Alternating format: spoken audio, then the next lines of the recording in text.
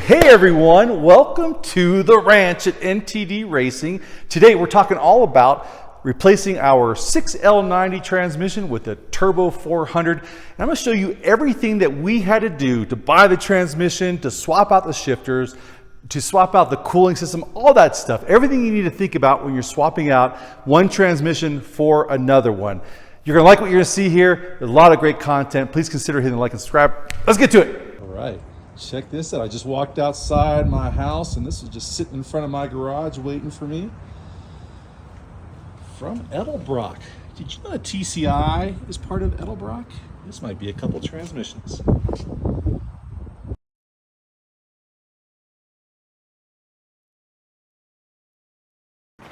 All right, before I go any further, I just wanted to give you a look at, if you order one of these transmissions, this is how it shows up. And I would say first rate on the packing with these basically, vacuum packed padding here. This transmission isn't moving anywhere. The box showed up perfect. It was really well wrapped. I have to figure out how to get this thing out of here. But I just wanted to kind of give you a look at what you're going to get when one of these transmissions shows up at your house.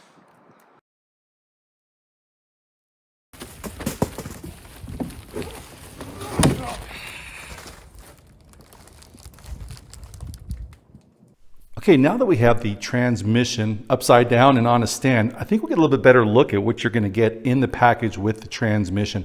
First off, I really like all these covers that are on there. I can see us keeping those, especially as we transport these things. They'll be around a lot of dust. These will be really handy out there in the desert to keep our spare transmissions totally clean while we're out there. So overall, I think it's a really cool unit, and I like also the coating that's on there. Looks really durable and really well done on this probably rebuilt, transmission case. Let me see a couple other things before we take the cover off. We have the oil or the cooler lines right here, and I'm going to do, I don't know what really fittings these are, but what we use is AN6, so I'm going to go ahead and fit those things on there. I have a link for these in the description, also on our Amazon store and where we got these things, which should fit right inside there. And then just let us run the AN6 lines that we had on the 6L90 over to this thing. So here we go. Let's take off a quick look at the pan. The pan is actually a little bit more durable. Seems like a little bit thicker metal than I had expected. They do have a drain plug, which is really nice for what it's like draining these things, just kind of cracking them open. So that should make draining it a lot cleaner and more predictable experience there. As we pull the pan off, I can do this with one hand. What we're going to be doing inside here, one is just taking a quick look, and they do recommend before you put this thing in your car, you actually torque down the pan bolts just to make sure that they did that, because they may not have for whatever reason. We'll go ahead and make sure the tube for the filter is in there correctly. We're going to take this off. It looks like an Allen head bolt. I've seen that these are hexes before. It just depends on what you got. But this, this filter floats around in there. That's to be expected. You just want to make sure it doesn't pull that thing off. But once the pan's up there, that thing's not going to come off or go anywhere. We're going to take this off, and right underneath here is the little detent, when you shift, the thing that gives you the feedback that you're shifting through the gears and keeps it centered on a certain gear. We're going to go ahead and put a washer in there to comply with what we want to have happen with our winter shifter. So there we go. And the other part we're going to deal with is getting also, they don't give you a dipstick, so we're going to have to figure out either you had one in your car. What we're going to try and do, I'm going to see if I can't modify one of the dipsticks I had from the 6L90, just because of the way that thing's got to snake around our engine and get through the tunnel and all that of our race truck. So I might just try to see if I can modify the old one. I might have to re-weld in a new bracket to mount that to the engine, but that's pretty straightforward. So we'll go ahead and get to all that. I had to also take out the filter. And the reason I had to do that is because with the winter's shifter, we're going to modify this slightly. This is the thing that is when you're shifting gears and the gears kind of clunk through the shifter. This is what basically sends that feedback to you and holds the shifter in place. And so this is a spring. And it's got this little bolt right here. It's a 5/16 inch bolt, probably half-inch head. And what they say in the winter shifter is to put a 5/16 USS washer in there. And I was like, I don't know what a USS washer. I looked it up. That means it's a 7/8 inch washer on the outside with a, you know, a 0.375 inner, you know, or about a 5/16 inner diameter there. And I'm going to go ahead and take this bolt off, put this washer on there and put it back in. What you'll see it will do is it will basically hold this spring down a little bit further out and making it get a little bit more rigid. So as you shift, it'll give you a little bit better feedback and make that shifting points just feel a little bit more, more positive on there. So let's go ahead and do that. Once we put the bolt back on, it will go on. It was really hard to find anything. It's a 5/16, so I'm going to put it on with about 18 foot-pounds of torque.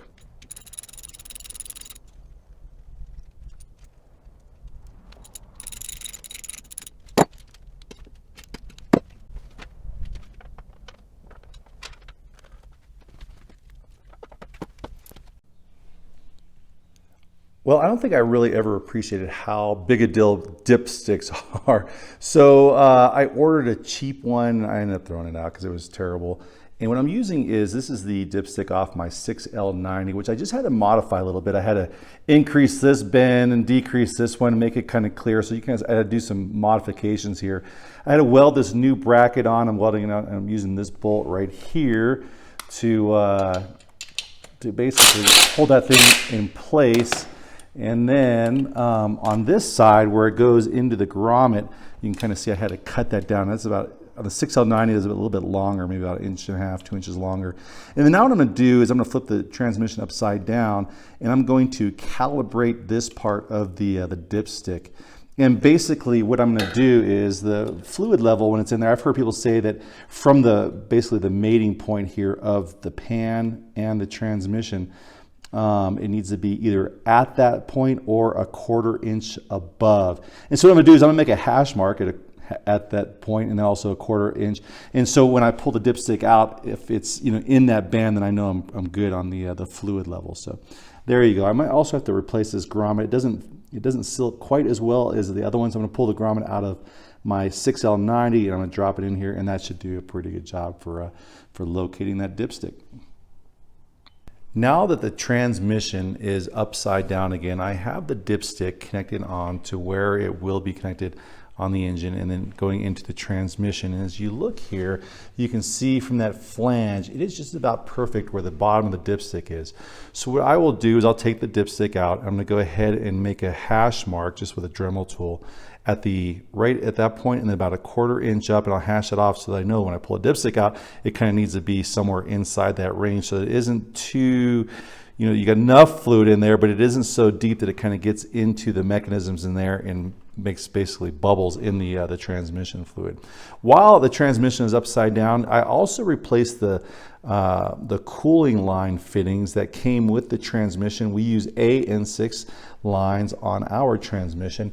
And I'll put the link for these in the description below. These are metal. These are not aluminum. They're steel, so they really seem like pretty good. And they came with some brass washers there.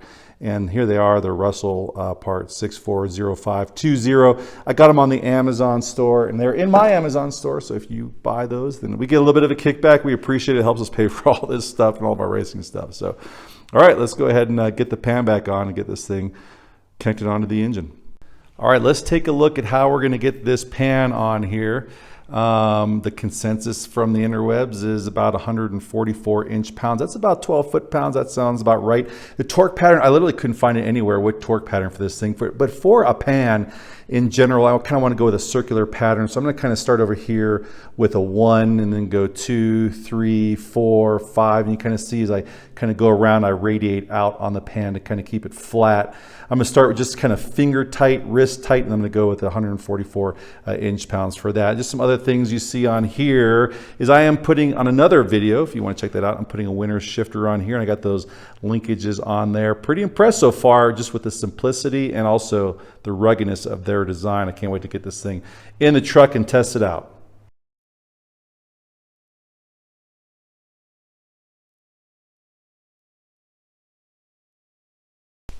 All right, I kind of like to call this the dirty secret of Honcho. This is the tunnel.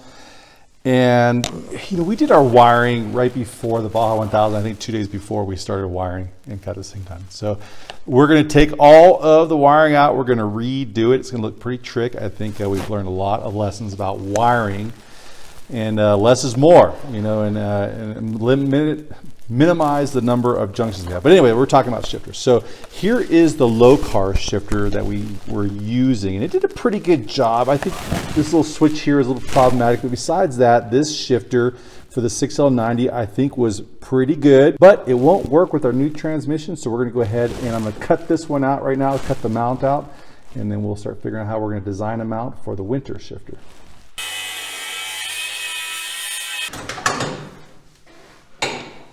All right, so when I called up the guys at TCI and I told them what I was putting together, they said, you need part 399754. Let's go ahead and see what's inside here, and then we'll go ahead and compare it to the old Flexplate, and we'll see what the differences are and maybe why you'd want to go with one of these Flexplates as opposed to just kind of modifying the other one. So looking inside the box, really nice packaging.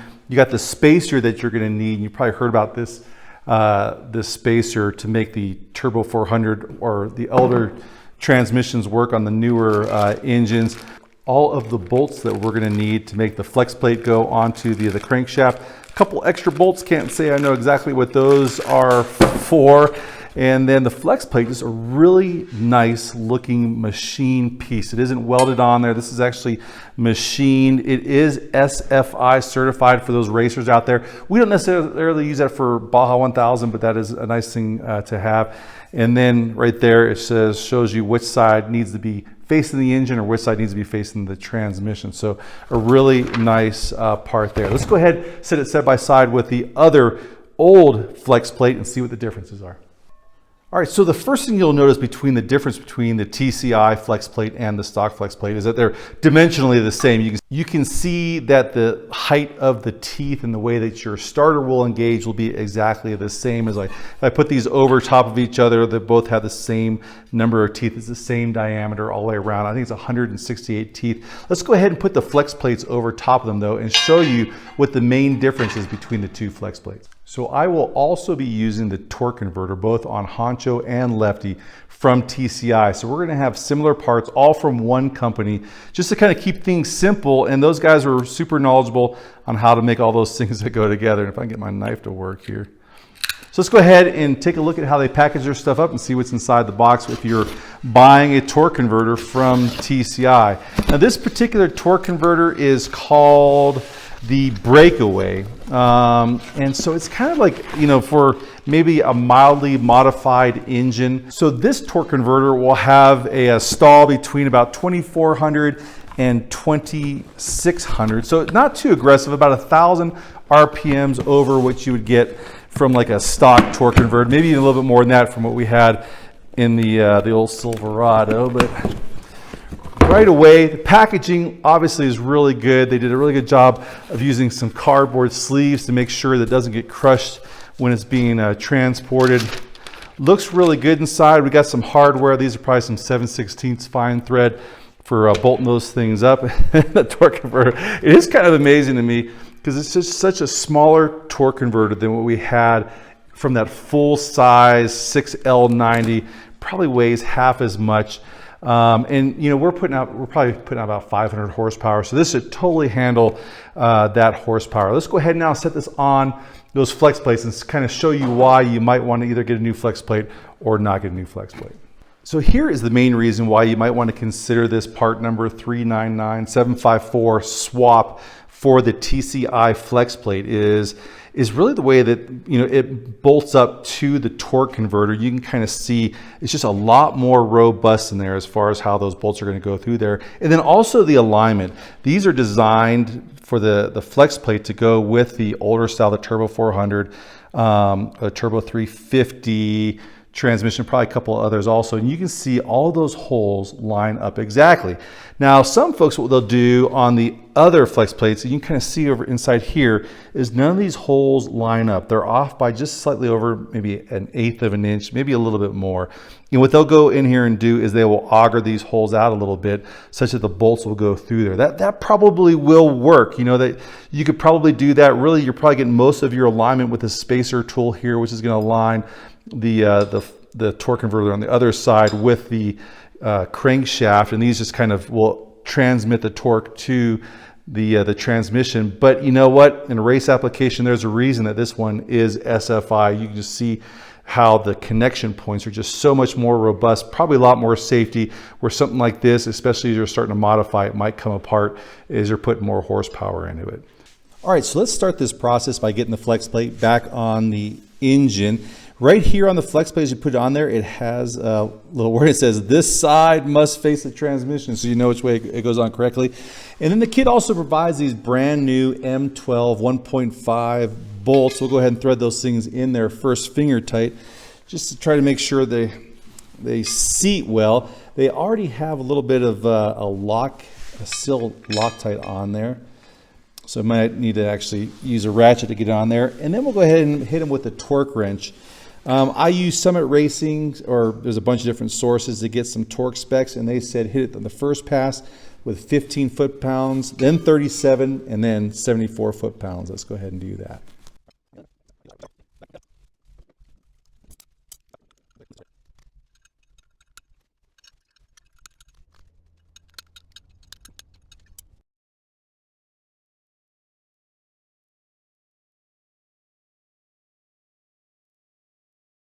All right, getting started with the install of this transmission, we're going to start by putting about 1/4 of transmission fluid directly into the torque converter. All right, getting the torque converter into the transmission, you can see that there are 2 sets of splines that the torque converter needs to engage with, and then also this notch right here, which needs to engage with the pump. So as we put it on, we'll rotate the torque converter. We're going to also support the weight of the torque converter to make sure that as it goes in, doesn't ruin any seals, and it also engages all those splines and the pump going all the way in. Let's see what we put in there.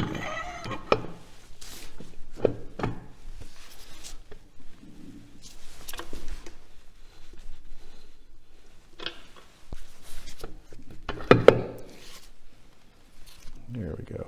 Now what we're going to do, we're going to go ahead and measure from the face of the transmission to these feet right here to make sure that we have the torque converter all the way into the transmission.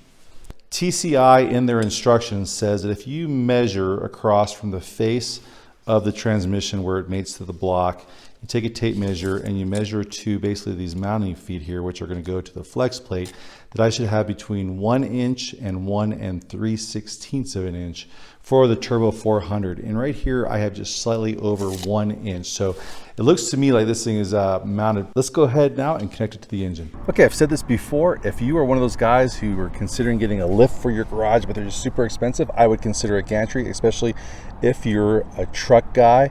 I just find them to be, much more useful than my lift used to be that I had in my old garage. And if you're considering one, I'm going to put a link right above where you can go to NTD Racing, click on our store, and there is gantries there in our Amazon store. And if you click on that link, it doesn't cost you anything more, but it definitely does help us out. We appreciate it. Now that transmission is connected to the engine, I'm about to tighten the bolts down. I'm just going to give myself a quick sanity check to make sure I got things right here. Between the torque converter and the flex plate, there needs to be about, when it's all said and done, about between 1/8 and 3/16 inches of play where the torque converter can slide to the flex plate and back all the way to where it's seated inside the transmission.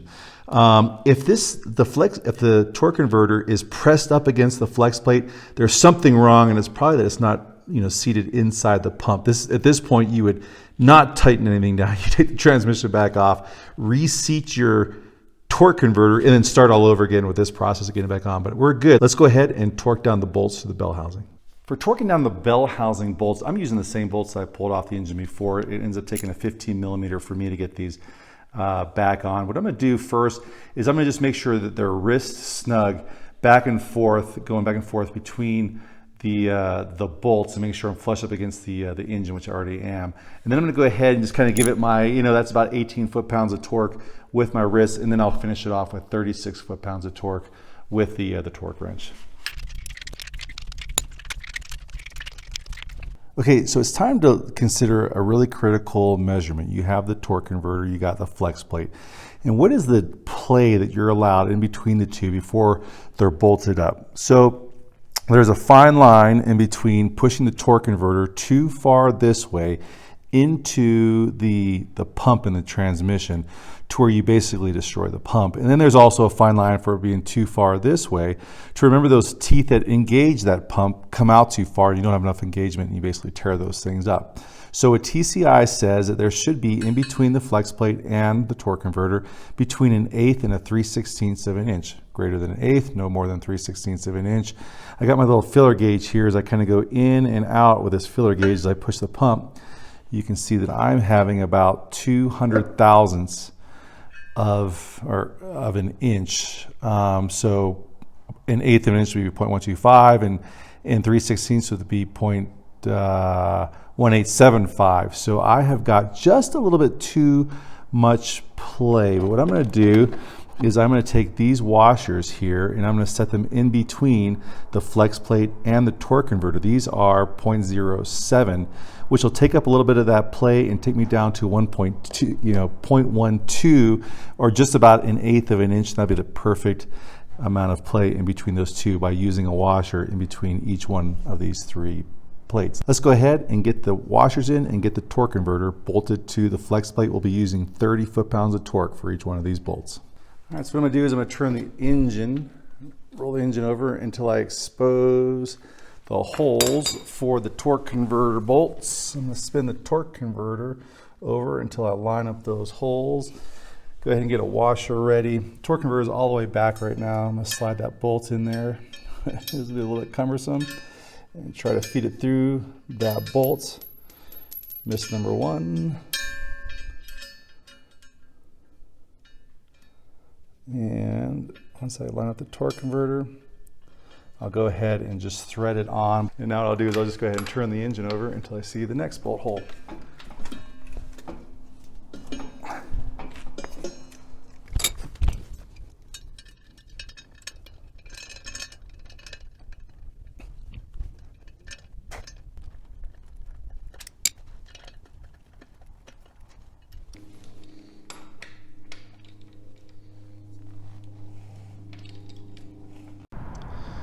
As I torque these down, I use 35 foot-pounds of torque and I also use some red Loctite on the bolts before I put them in. And for this LS starter, as it goes back on, it has a 13mm bolt and it gets 37 foot-pounds of torque. All right, just some last thoughts as I get this engine into the truck. Once again, another win for the gantry. And my experience with TCI, I would say everything amazing, and the quality of parts so far amazing. If I blow the transmission up, I'll be the first to tell you, but so far it's been running really well. We're gonna do a couple more mods, and then just some warnings just to make sure you don't get too frustrated. When you call these guys, it's just like calling anybody else. You're gonna be on hold for a little while before you talk to somebody. I actually spoke to a guy named Andre to make the order, and I will tell you, after the order, he called me 2 or 3 times to give me updates on what was going on with the transmission and how long it would take. And when it showed up, it was just absolutely perfect. So I was super pleased with that, and check it out because the results speak for themselves.